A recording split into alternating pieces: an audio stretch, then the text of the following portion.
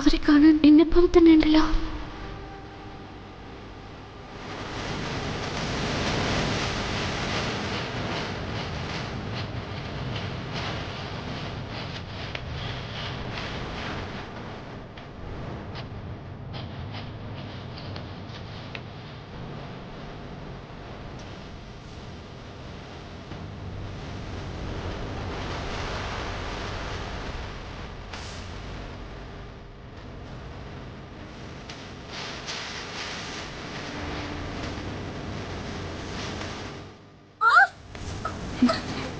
അയ്യോ,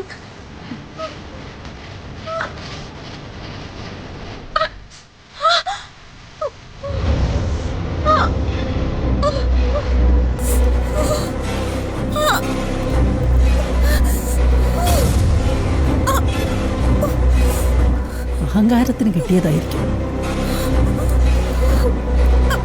ചേച്ചി,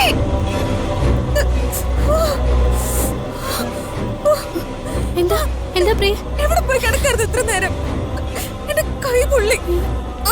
നോക്കട്ടെ, നീ ആ വെള്ളം എടുത്ത് കയ്യിൽ നിന്ന് കഴുക. ഇത് ഞാൻ ചെയ്തോളാം. ഭഗവതിയുടെ മാഹാത്മ്യം പറഞ്ഞാൽ മനസ്സിലാവില്ലെങ്കിൽ പിന്നെ എന്ത് ചെയ്യാനാ?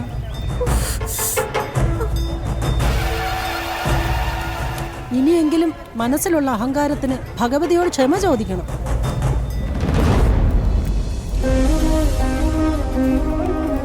പൊങ്കാലയിടാൻ ഈ പെൺകുട്ടിക്കാ അർഹത. അതുകൊണ്ടാ ഇങ്ങനെയൊക്കെ വന്നത്.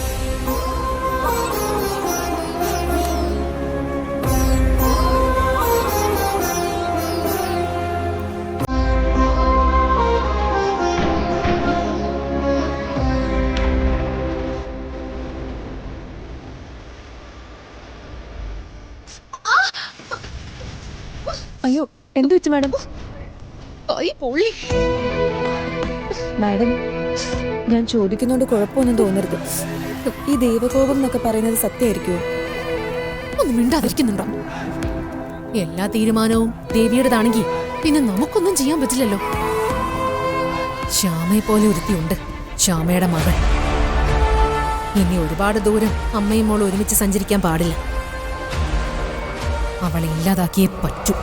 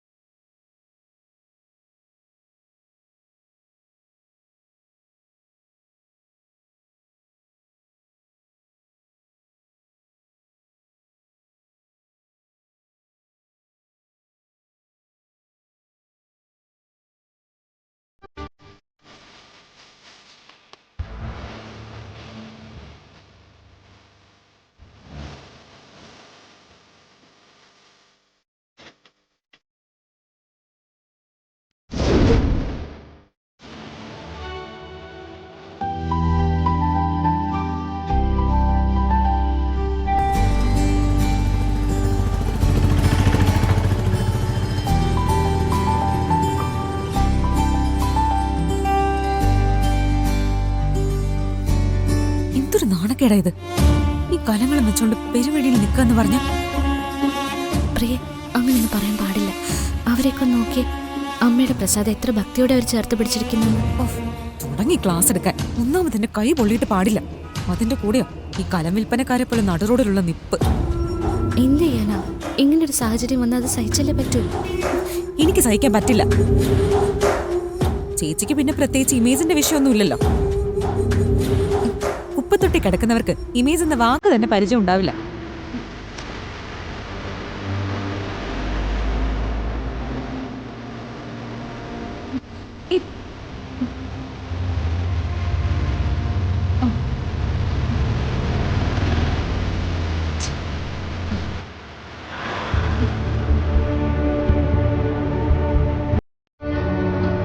അതെ, വേറെ ഏതെങ്കിലും വണ്ടി വിളിച്ച് വന്നാൽ മതി. കുറച്ച് നേരമെങ്കിലും ഇതിന്റെ ഒന്നും മണമില്ലാതെ എനിക്ക് ഇരിക്കണം. ചേട്ടാ, വണ്ടി വിട്ടോ. പ്രിയ, പ്രിയ. ഈശ്വര, ഇങ്ങനെ പോകും. എൻ്റെ കയ്യിലാണെങ്കിൽ കാശുമില്ല. ഇവിടെ എങ്ങനെ കാണിച്ചേ?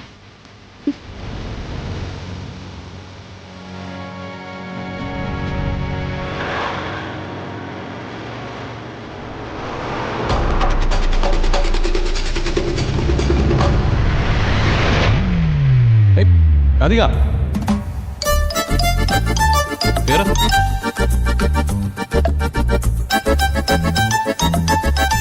ഏയ്, ഏയ്, ഏയ്, നിക്ക്, നിക്ക്, നിക്ക്. ഇത്രയും വലിയ ആൾക്കൂട്ടത്തിനിടയിൽ നിന്ന് കണ്ടുപിടിക്കാൻ ബുദ്ധിമുട്ടുമെന്നാ ഞാൻ കരുതിയത്. പക്ഷേ ഭാഗ്യം, പെട്ടെന്ന് വന്ന് വണ്ടി കയറി. ഇല്ല, ഞാൻ തനിച്ച വണ്ടിയിൽ വരില്ല.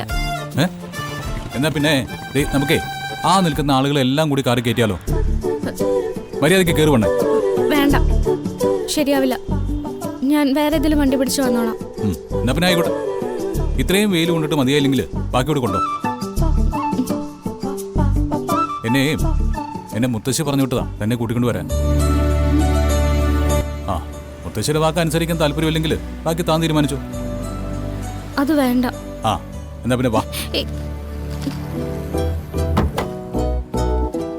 അതെ, പ്രിയങ്ക കുറച്ചു മുമ്പ് ഒരു ഓട്ടോ വിളിച്ചു പോയി.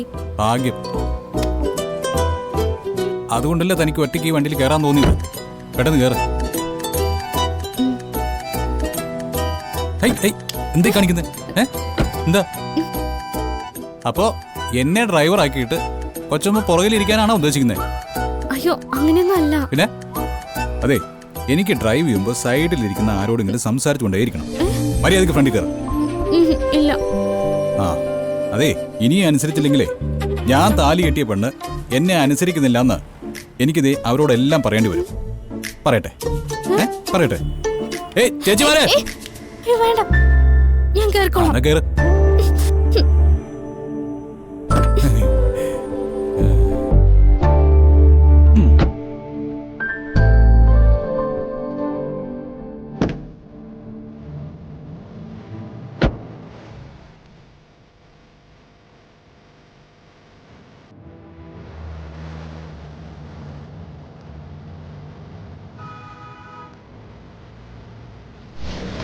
ആ സീറ്റ് ബെൽറ്റ് കുറച്ച് ടൈറ്റാ. ഞാൻ ഇട്ട് തരണോ? അയ്യോ വേണ്ട, ഞാൻ ഇട്ടോളാം.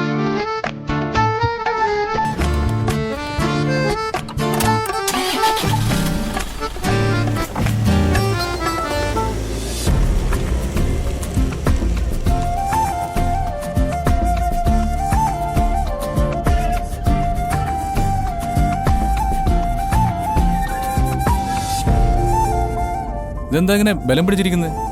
ശ്വാസം വിട്ടൂടെ? ശ്വാസം വിട്ടില്ലെങ്കിൽ ചത്തുപോയില്ലേ? അതെനിക്കറിയാം. അതെ. താനേ ആ ബസ് സ്റ്റോപ്പിൽ നിൽക്കാൻ തുടങ്ങിയിട്ട് നേരെ എത്രയായി? ആ, കുറെ നേരമായി.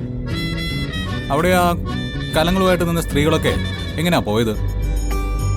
കുറെ ആൾക്കാരെ അവരുടെ ഭർത്താക്കന്മാർ വന്ന് കൂട്ടിക്കൊണ്ടുപോയി. ചിലര് ഓട്ടോ വിളിച്ചു പോയി. ആ, അതാ ഈ പൊങ്കാല ഇടുന്നത് സ്ത്രീകൾക്ക് മാത്രമുള്ളൊരു കാര്യമാണ്. പക്ഷേ ഭാര്യമാരെ കൂട്ടിക്കൊണ്ടു പോകാൻ വന്ന ഭർത്താക്കന്മാരുണ്ട്. അവരുടെ ഉത്തരവാദിത്വം കാണാതിരുന്നുകൂടാ. എന്ന് പറഞ്ഞാ ദേവിയുടെ മുമ്പില് അവരും പൊങ്കാലയുടെ ഭാഗമാണ്. അതിനെന്താ? ആ ദേവി കണക്ക് നോക്കും. ആരുടെയൊക്കെ ഭർത്താക്കന്മാർ വന്ന് സ്നേഹത്തോടെ കൂട്ടിക്കൊണ്ട് പോയെന്ന്. ഹും. ഞാൻ എന്തായാലും രക്ഷപ്പെട്ടു. ഞാൻ താലി കെട്ടിയ ഭാര്യയെ ഞാൻ തന്നെ വന്ന് കൂട്ടിക്കൊണ്ട് പോകുന്നില്ലേ? ഇത് പറയാനാണോ ഇത്ര വളച്ചു കെട്ടിയത്? ഒരു കാര്യം ചെയ്യും, പ്രിയങ്കയാണ് എന്റെ ഭാര്യയുടെ 1000 തവണ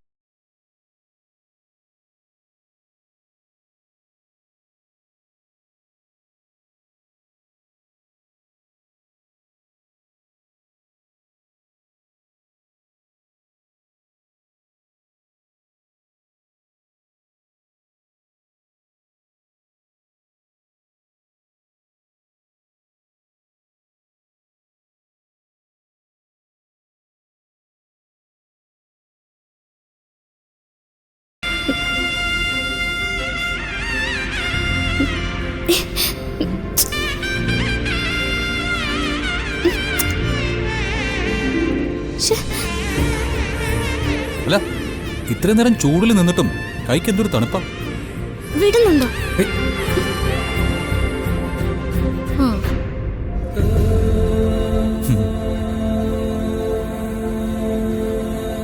അതെ, കൃഷ്ണനെ ഇഷ്ടമാണ്. രാധയെ ഇഷ്ടമാണോ? അതെ. രാധ ആർക്കാ ഇഷ്ടമല്ലാത്ത? രാധയും കൃഷ്ണനും തമ്മിലുള്ള ബന്ധം എന്താ? പരിശുദ്ധ പ്രണയം. അത് തന്നെയല്ലേ നമ്മൾ തമ്മിലും.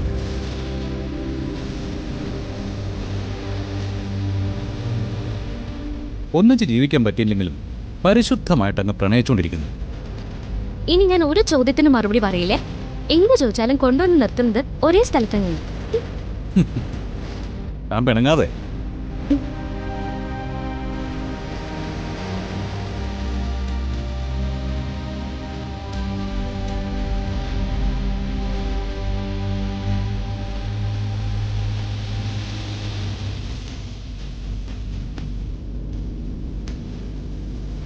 കുറച്ചു നേരം ഒന്ന് ഫ്രീ ആയിട്ട് സംസാരിക്കാൻ ഇയാൾ സമ്മതിക്കില്ല.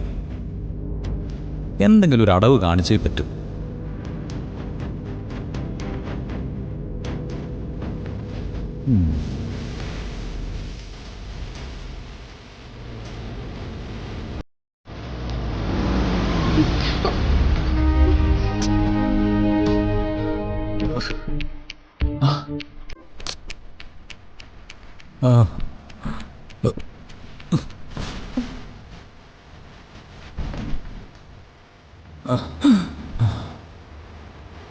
എന്തുപറ്റി?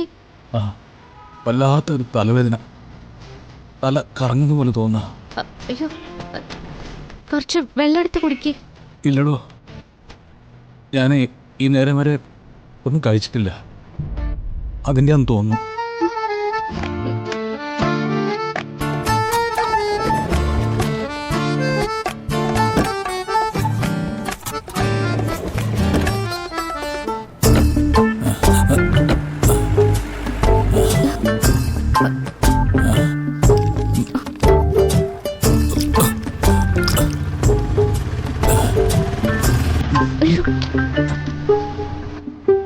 ഇത്ര നേരമായിട്ട് എന്ത് ഭക്ഷണം കഴിക്കാത്ത? അത് താൻ തിരിച്ചെത്തിയിട്ട് കഴിക്കുമെന്ന് തീരുമാനിച്ചതാ. പക്ഷെ അത് ഇങ്ങനെയാവുമെന്ന് കരുതിയില്ല. ഇതാ പറയുന്നത്, ഭ്രാന്ത് കാണിക്കുന്നതിനൊരു അതിര് വേണമെന്ന്. ഡോക്ടറെ അടുത്ത് പോയാലോ നമുക്ക്? വേണ്ട, എവിടെന്നേലും എന്തേലും എനിക്കൊന്ന് കഴിക്കണം.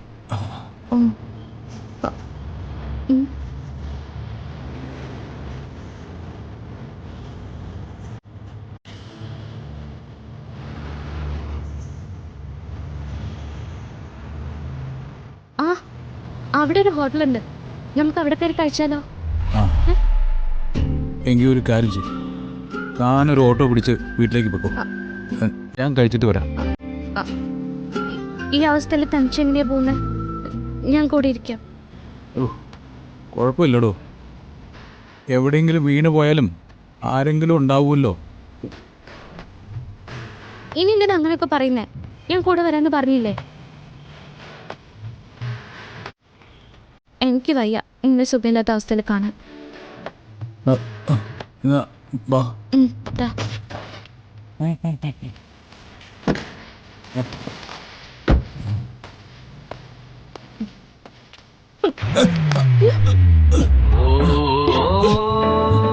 എനിക്ക് തലയിറങ്ങും.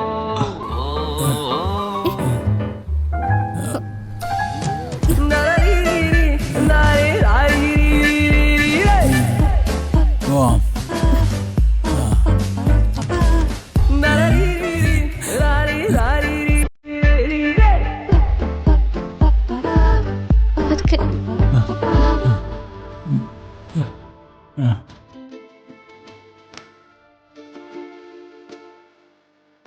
വരൂ സാർ, വരൂ മാഡം, ഇരിക്കും.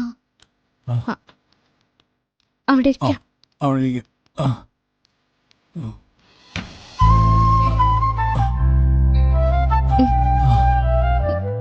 എന്താ സാർ സുഖമില്ലാത്തതുപോലെ? ഒരു തളർച്ച. ഫുഡ് എന്തെങ്കിലും പെട്ടെന്ന് വേണം. മാം ഓർഡർ ചെയ്തോളൂ.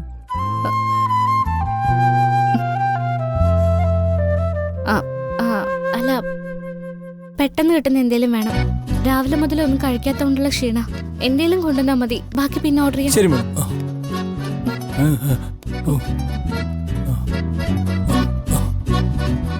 ഒരു മിനിറ്റ്.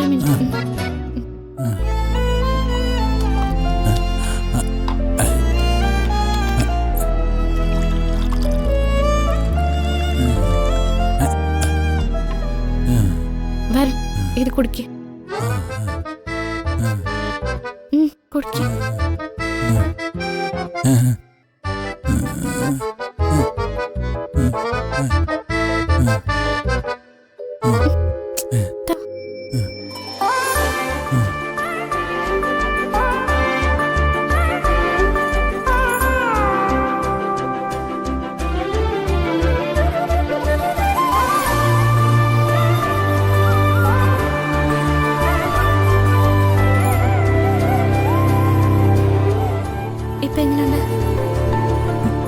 എന്താണെന്ന് അറിയില്ലടോ. BP ഡൗൺ ആയതോ മറ്റോ. ഇത് കൈ വിറയ്ക്കുന്നുണ്ടോ?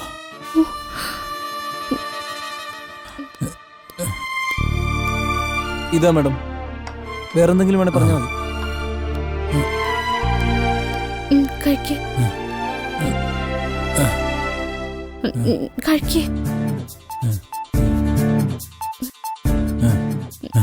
ഞാൻ എടുത്തുതരാം.